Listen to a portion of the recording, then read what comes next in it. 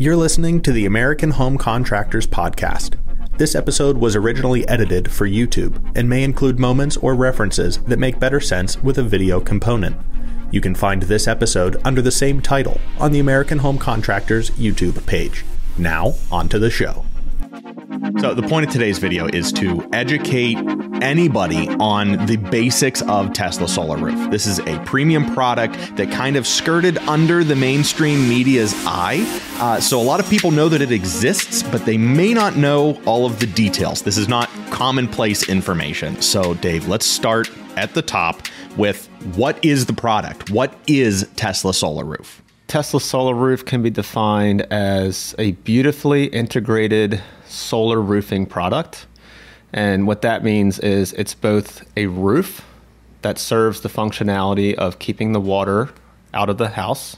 And on top of that, it produces clean electricity. So it serves as, the function of traditional solar panels and also traditional roofing materials combined.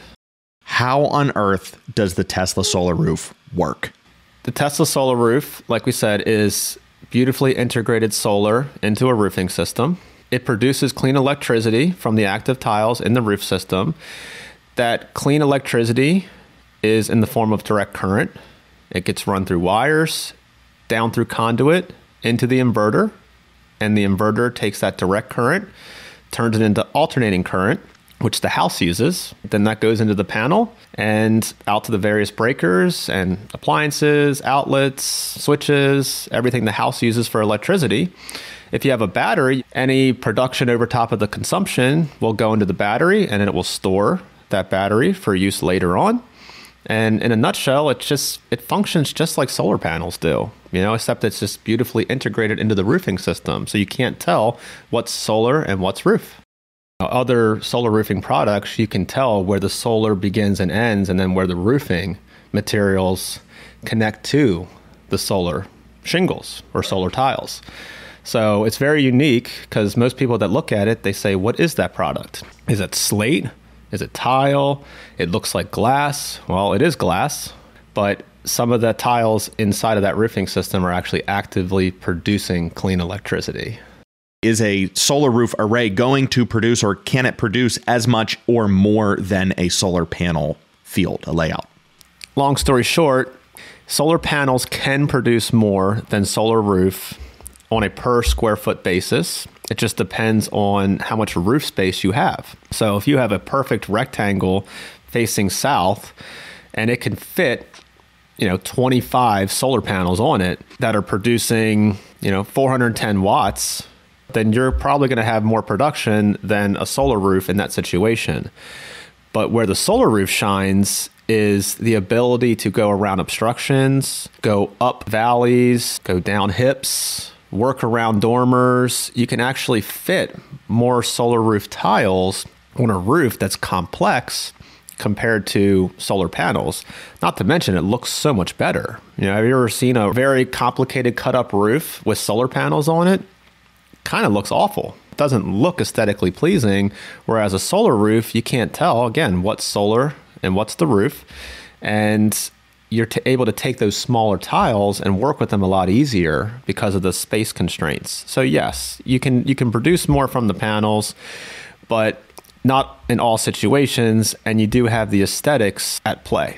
And this is something that I see a lot of panel companies not doing, is relocating obstructions. So one thing that we do is we relocate obstructions if we can in the attic. So if we have an obstruction on a south-facing mounting plane, we'd like to relocate that pipe to a north-facing mounting plane if possible.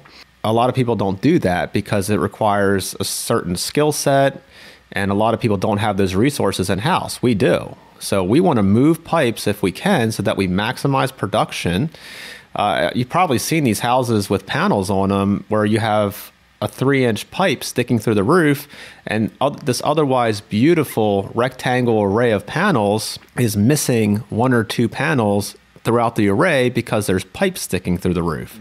All they had to do was relocate those pipes to a different part of the roof where the panels aren't, and they would have had a beautiful rectangle instead of, a rectangle with missing teeth, So yeah, I mean, it's one of those things where even if you keep those pipes there, you can work around them a lot easier with solar roofing tiles because they're smaller, as opposed to deleting a whole entire roughly 3 foot by 5 foot solar panel. You're losing out on a lot of production in that case. So is the roof 100% glass? Is it glass from edge to edge on the roof? No, it's not 100% glass. It's a combination of glass and metal.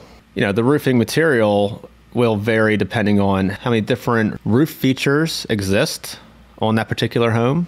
So like valleys, hips, ridges, walls, eaves, obstructions, all those good things, they get metal around them, metal flashing. And that's typically installed on normal roofing material as well.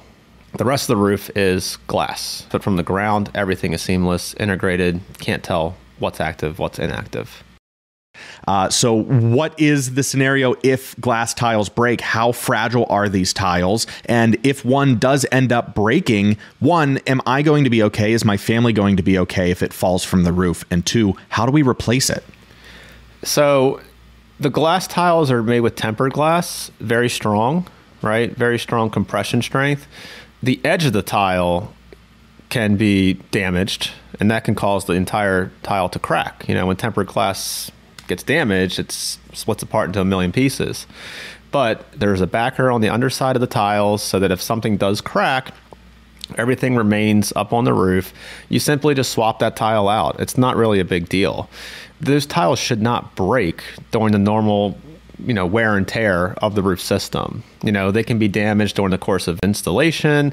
They can be damaged by a tree, or something hitting them down the road. But looking up at the roof, those tiles just shouldn't spontaneously, break. They went through hurricanes down in Florida. They have gone through hail in Texas.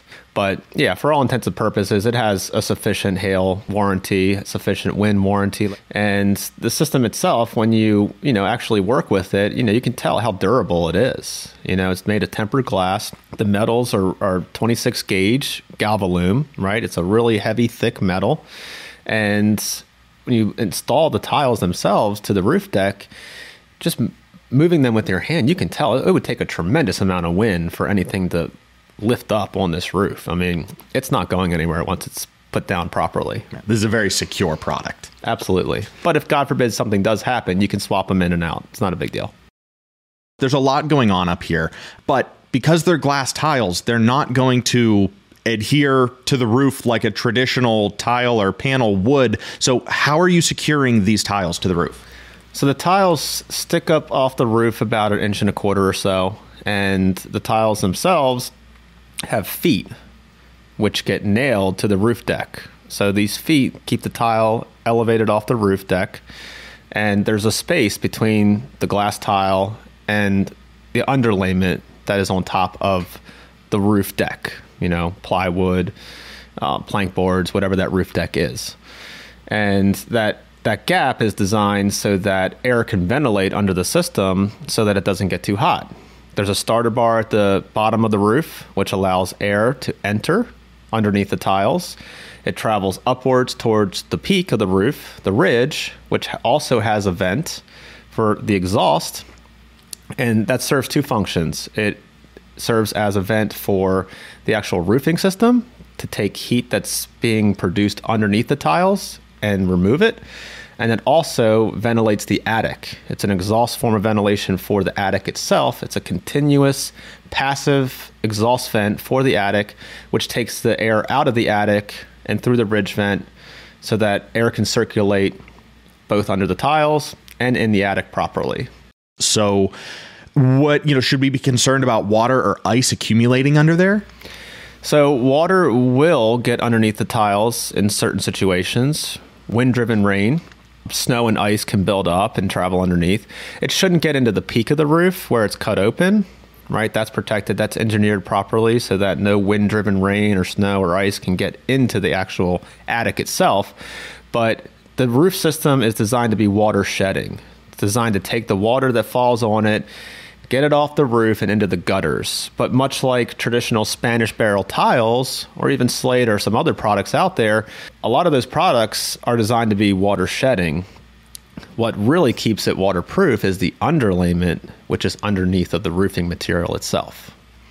Okay, so I sign on for a Tesla solar roof. From day one of getting a virtual estimate and speaking with a salesperson until the day where I have a solar roof on my house, roughly how long is that process going to take? There's a lot of variables that go into that. Typically what we see is within 4 to 6 months of contract signing, the job being produced and commissioned, meaning turned on. A lot of that depends on the homeowner, how easy it is to work through the processes, because we do have to work together, to make sure that this dream becomes a reality. And then we're also dealing with other third parties like utility companies and AHJs, authority having jurisdictions, aka permit offices. So a lot of it's outside of our control based on the time frame.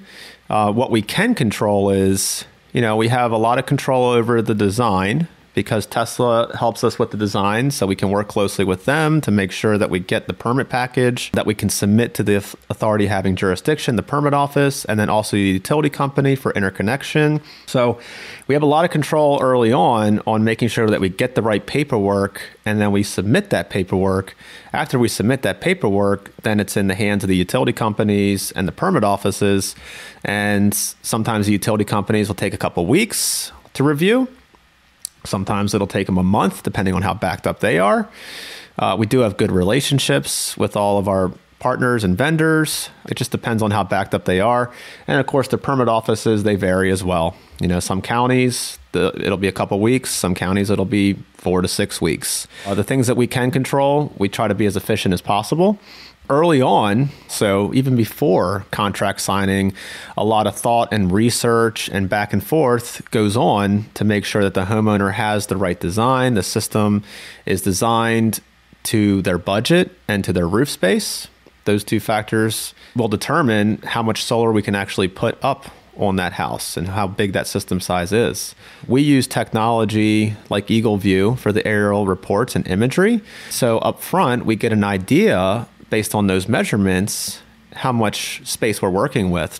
But unfortunately, there is a degree of inaccuracy with those reports. They're not 100%, even if they're 99.9%, depending on how large that roof is or how complex and cut up it is, we have to go out and do a site survey. And once we do a site survey and actually go physically to the site and take measurements, look into the attic, make sure that we understand and have more information than we initially made the assumptions on, then we do what's called a true up. And the true up is taking the assumptions we made based on technology, based on the aerial imagery and the reports, the measurement reports. We compare our actual readings on site, our actual measurements, our actual photographs, our actual on-site inspection and gathering of information compared to the assumptions we made, and then we do the true up. The true up could be very little or it could be a lot. Sometimes we get into somebody's attic and we realize it's not properly ventilated. They have obstructions that aren't going through the roof. They're just dumped into the attic, like their bath fans, which can lead to problems with moisture and mold and that type of stuff. So we want to make sure everything's ventilated properly. We want to make sure that we're doing the job right, because we expect this system to last many, many, many years. The warranty is 25 years, but we expect it to last longer than that. So we want to make sure that everything is documented and we build the roof right from the start. We can ask the homeowner to get involved. That's always helpful. If the homeowner can share as much information as possible, as early as possible, it's great, because sometimes we're working with a homeowner that's a few hours away from home base and we want to help them. And if they can take pictures of their electric meter, their electric panels, up close, far away, general site pictures and conditions, if they're willing and able to get into their attic, that's great too.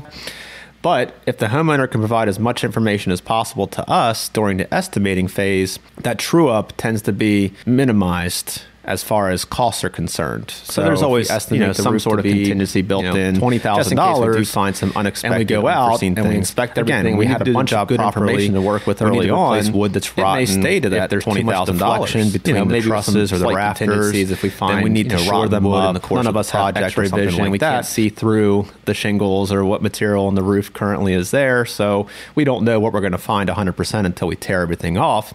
But again, it just depends on getting that information and trying to make it as accurate as possible we need to take our time early on. So that process can be weeks or months in some cases, depending on, back and forth with the homeowner, how responsive they are. We try to be as responsive as we can. We try to be as detailed and thorough as we can early on, so that once we go out and do the site survey, that true up is as minimal as possible, because we don't want there to be any surprises. It's not a bait and switch endeavor.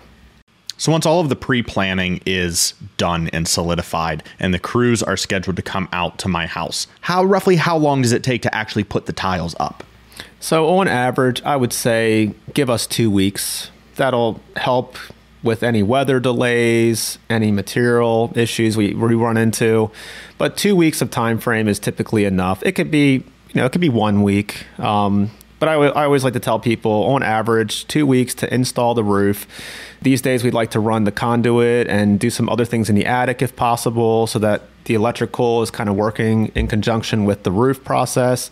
If we have to relocate pipes, we do that when the roof's removed. It's really easy to relocate a pipe when you tear off the roof and you just pop out a few sheets of plywood, as opposed to crawling in the attic and then having to relocate that pipe when the roof's already on the house. It's totally different.